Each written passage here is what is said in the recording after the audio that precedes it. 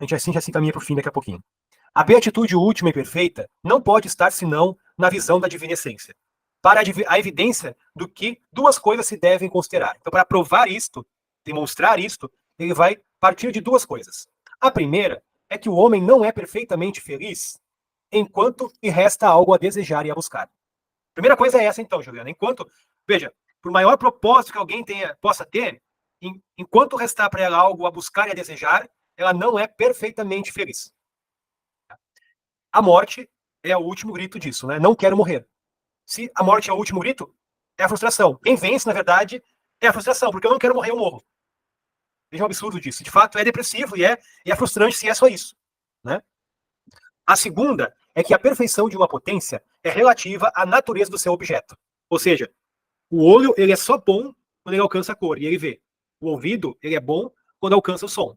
A potência é boa na medida do seu objeto, quando ela alcança o objeto. Ora, o objeto do intelecto é a quantidade, isto é, a essência da coisa, como diz Aristóteles. É para isso que o intelecto é feito. Por onde a perfeição do intelecto está na razão direta do seu conhecimento da essência de uma coisa. Então tá, quando o intelecto alcançou a essência de uma coisa, ele é perfeito. Ou seja, aquele ato dele é um ato dele mesmo. Tá? De um intelecto, pois, que conhece a essência de um efeito, sem poder conhecer por ele o que a causa essencialmente é, não se diz que atinge a causa em si mesma, embora possa, pelo efeito, saber que ela existe. Muito bem. Tá? O que quer dizer aqui? Quando a nossa inteligência percebe um efeito, por exemplo, a Renata vê o Pedro caído no chão, quase morrendo ali, passando na rua. Tá? Certo, Renata? Passou na rua, chegou ali, tá passando, vê um homem sangrando, a cabeça arrebentada no chão, caído. É um efeito. Vê que existe um efeito. Sabe que tem uma causa. Parece que ele caiu do terceiro andar, ou jogaram ele. Mas enquanto a tua inteligência não souber o que é a causa de fato, ela não repousa. Ela não descansa. Perceberam o argumento aqui? Não basta só saber que tem causa. Por exemplo, eu sou um efeito de professores, de formadores que me formaram. Enquanto vocês não souberem o que são esses professores, vocês ainda querem conhecer. Esse é o argumento aqui. O intelecto, enquanto não vê o que é a essência da causa, ele não descansa. Ele não repousa. Enquanto o intelecto não ver a essência da causa, ele não responda. Ele não descansa. Embora ele saiba que existe uma causa. Uma coisa é você saber que existe uma causa. Outra coisa é saber o que ela é. Tá? Primeiro o Lucas, depois o Victor. Teu áudio está fechado. Perdão. Nesse ponto, professor, quando saber que é um exercício da inteligência, essa busca por essa verdade, né, a causa que foi esse acidente, no exemplo que você deu, e quando saber que isso não é fruto de uma virtude não desenvolvida, no caso, uma curiosidade ou uma incapacidade de acreditar na verdade. Vamos supor, descobri já a causa do acidente, mas a minha inteligência ainda não está em paz. Isso não é possível. Não é possível, tá? Por quê? Você pode ficar inquieto com outras causas.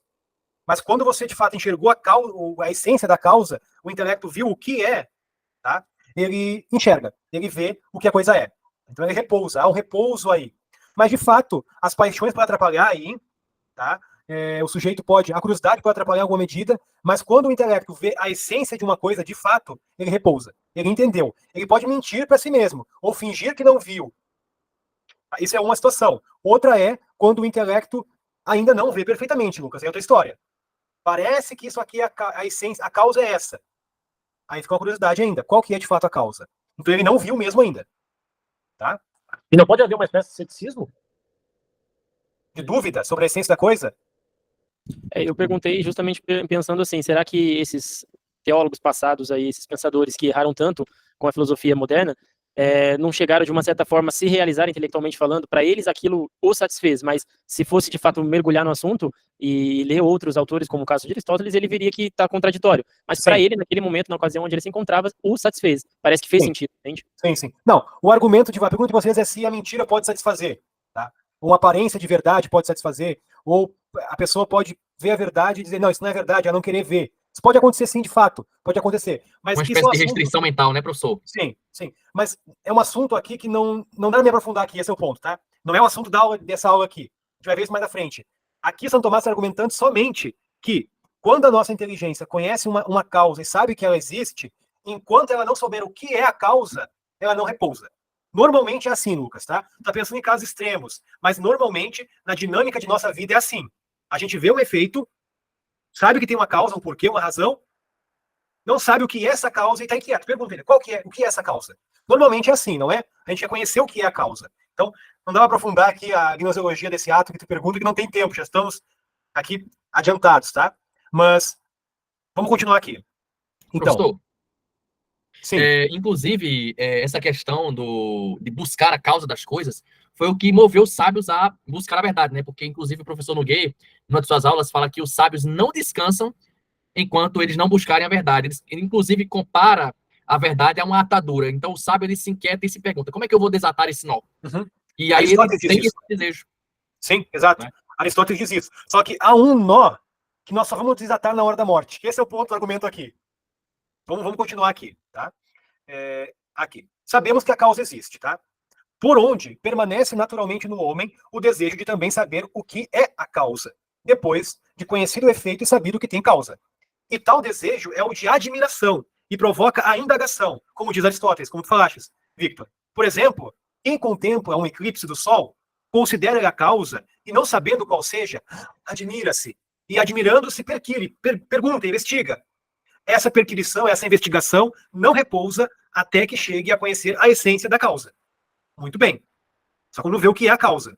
Se, pois, o intelecto humano, conhecendo a essência de um efeito criado, somente souber que Deus existe, veja, o que acontece?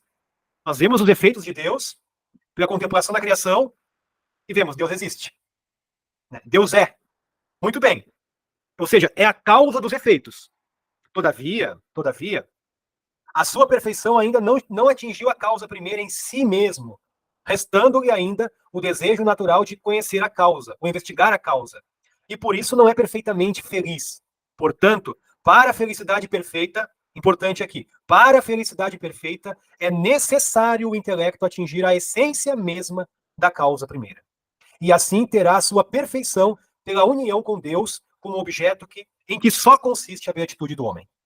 Vejam, psicologia, uma análise do ato do intelecto humano chega à conclusão de que, se nós temos esse intelecto assim, ele só pode ser saciado na visão da divina essência.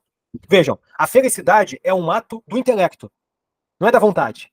A vontade é uma consequência. Veja, a fruição, a felicidade é uma consequência do conhecimento da essência de Deus. Você não está no prazer sensível, né? Exato. Nem nesta vida, tá? Agora fazer um paralelo com a pergunta que fez antes Tu acho que fez isso, Juliana, acho que foi tu. Essa é a felicidade perfeita, tá? Essa felicidade só pode se dar com o auxílio da graça de Deus na visão beatífica. Só após a morte e somente os santos que forem redimidos por meio de Nosso Senhor terão acesso a esse fim perfeito da vida humana, tá? Nisso aqui, Santo Tomás discorda totalmente de Aristóteles. Por quê? Porque Aristóteles vai dizer que o homem pode ser feliz por meio da sabedoria, da vida, da contemplação da verdade e da vida virtuosa.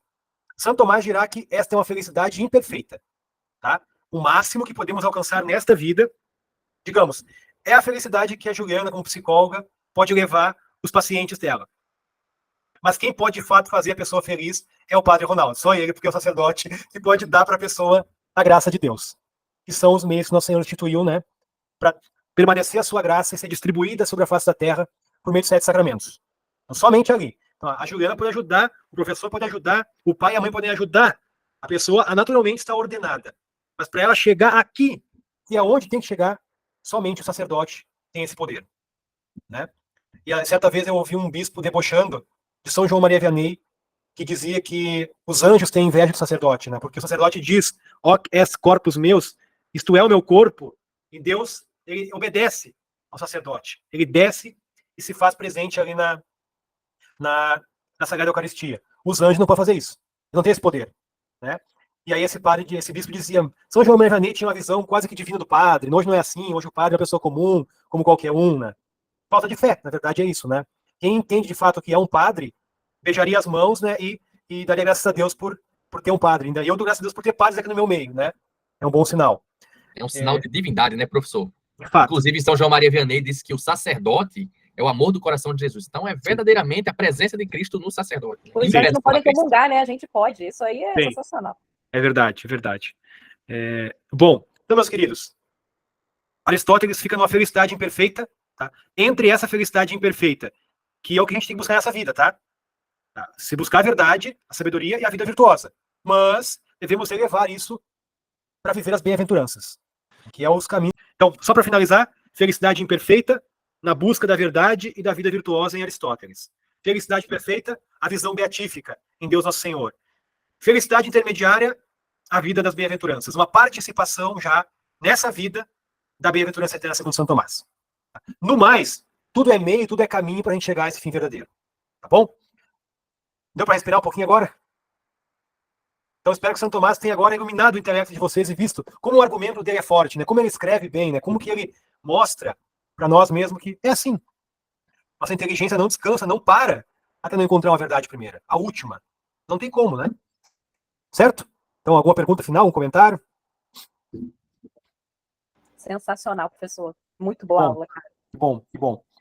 Espero sempre ajudar vocês e contem comigo, tá? Já vou disponibilizar agora, Renata, em seguida, amanhã os textos para a próxima aula.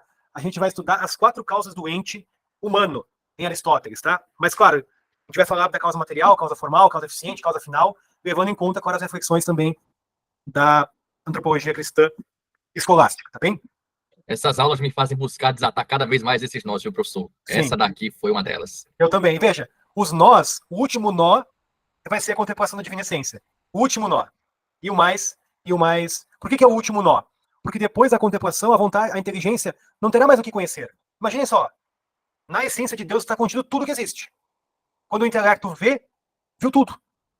E como o nosso intelecto ele é finito, e a essência de Deus é infinita, é preciso que Deus, com a sua graça, eleve o nosso intelecto, como que transforme o nosso intelecto nele. Esse é um outro mistério que não dá tempo de explicar aqui, mas é a deificação da mente humana que vai acontecer.